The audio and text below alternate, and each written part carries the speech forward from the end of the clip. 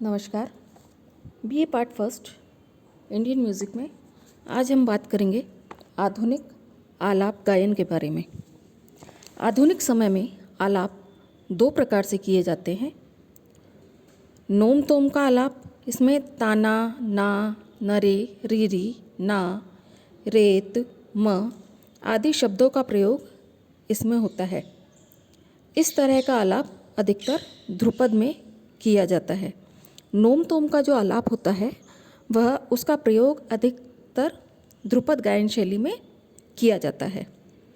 ख्याल गायक भी ख्याल गाने से पूर्व राग का विस्तार करने हेतु विशिष्ट आलाप करते हैं, उसमें इन शब्दों का प्रयोग करते हैं।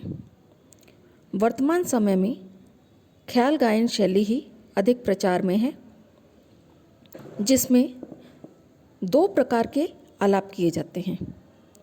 पहला तो ख्याल गायन से पूर्व ताल से मुक्त होकर आकार या नोम तोम के शब्दों में आलाप किया जाता है, जो राग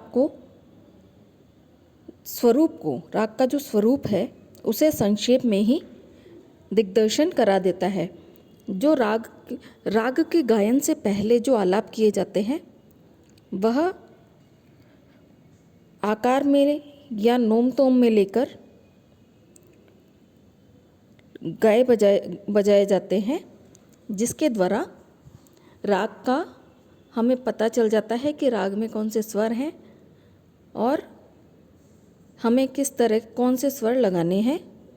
तो ये जो आकार किया जाता है ये ताल में बद्ध होकर नहीं किया जाता है, इसे हम स्वर विस्तार भी कह सकते हैं दूसरे अर्थों में।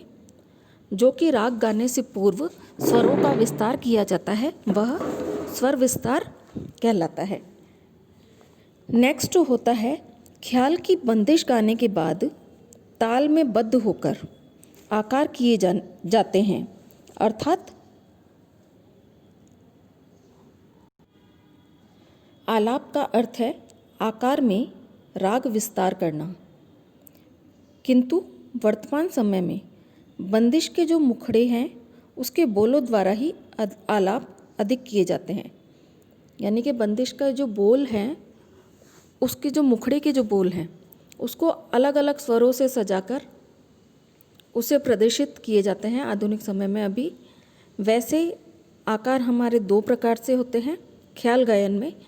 एक तो बंदिश गाने से पूर्व जो कि स्वर विस्तार कहलाता है, और दूसरा यह जो पहला वाला है वह तालबद्ध नहीं होता है, ताल से मुक्त होकर गायन किया जाता है, जिसमें कि रागों के स्वरों का प्रयोग करते हुए राग का वर्णन दर्शा दिया जाता है। और दूसरा होता है बंदिश गाने के बाद तालबद्ध होकर आकार में आलाप गाना। और आजकल के समय में बंदिश के मुखड़े के बोलों को भी अलग अलग प्रकार से लेकर भी आलाप किए जाते हैं। शब्दों में आलाप करने की प्रवृत्ति अधिक लोकप्रिय होती जा रही है, क्योंकि शब्दों के माध्यम से भाव अधिक सहजता से प्रकट होते हैं। शब्दों से जो है भाव अधिक सहजता से प्रकट होते हैं, इसीलिए आजकल बोल आलाप, बोल तान, बोल बाट अलग अलग बंदिशों में लिए जाते हैं। आलाप चाहे शब्दों में हो या आकार में, परंतु आधुनिक आलाप गायन में पूर्ण नियमितता व सुव्यवस्था होती है। आलाप हम चाहे किसी भी प्रकार से लें, परंतु उसमें नियमितता और सुव्यवस्था होना जरूरी है। आकार में आलाप लेते समय हम ये नहीं कर सकते हैं कि दूसरी राग का स्वर हम पहले राग में दूसरी में लगा दें। हमें आलाप गायन में भी संपूर्णता का ध्यान रखना चाहिए, गंभीरता से लेते हुए स्वरों को अच्छे से लगाना चाहिए, जिससे कि वह बेसुरापन ना आए और राग का स्वरूप अच्छे से प्रकट हो सके। आजकल के समय के अनुसार आलाप को 4 भागों में विभाजित किया गया है: स्थायी, अंतरा, संचारी और आभोग। सबसे पहले हम स्थायी के बारे में बात करेंगे। स्थायी के भाग में सा से आलाप प्रारंभ होकर मध्य सप्तक के पंचम, धैवत व कभी कभी निषाद तक जाकर ताड़ सप्तक के सा का थोड़ा सा स्पर्श लेकर स्थाई का भाग समाप्त करते हैं। स्थाई वाले जो होते हैं आलाप, उसमें हमें मध्य सा से शुरू होता है स्थाई का आलाप। दूसरा हमारा है अंतरा। अंतरे का जो आलाप है वह मध्य सप्तक के गंधार या पंचम से अंतरे का आलाप प्रारंभ करते हैं। अनेक तानों को विभिन्न रीति से तार षडज पर समाप्त करते हैं। वह फिर धीरे धीरे उतरते हुए मध्य सा में मिलते हैं।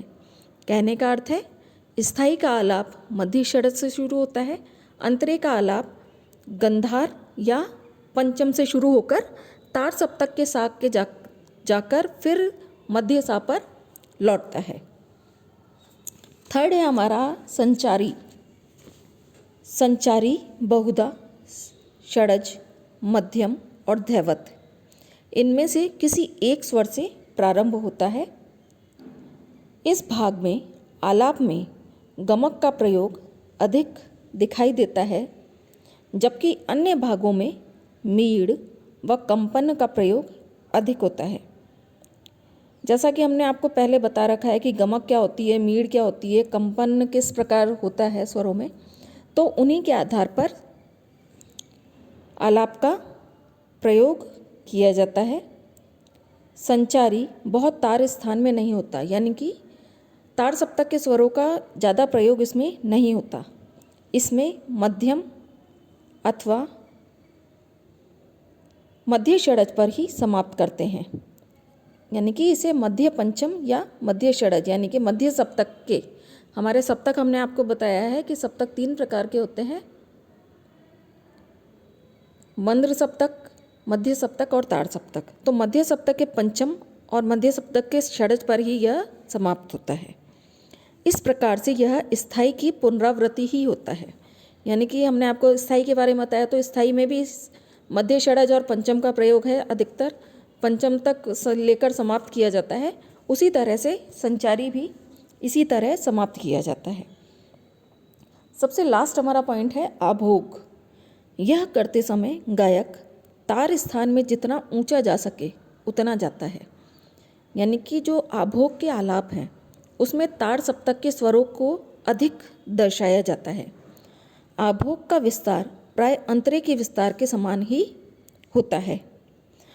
आलाप गायन में राग का विस्तार मंद्र व मध्य, इन 2 स्थानों में ही अधिक उत्तम होता है। अंतरे के स्वर तार स्थान में होने के कारण श्रम साध्य होते हैं, यानी कि अंतरे में जब हम गाते हैं तो अंतरे की बंदिश गाने में भी ऊंचे स्वरों का प्रयोग होता है, यानी कि ताड़ सप्तक के स्वरों का।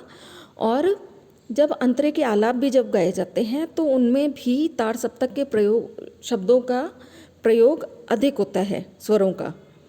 तो इसीलिए जो ये अंतरे के तार स्थान में हम जो लेते हैं वह अधिक तार में होने के कारण बहुत अधिक श्रम से लगाना पड़ता है इन स्वरों को।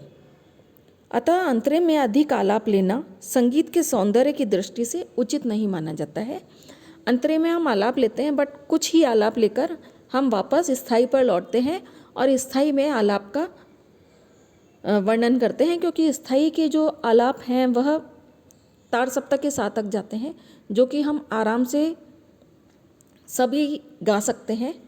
इस प्रकार हमने आपको आधुनिक आलाप गायन के बारे में बताया और आधुनिक आलाप गायन के जो 4 प्रकार हैं कि आलाप किस तरह से लिया जाता है उसके बारे में बताया।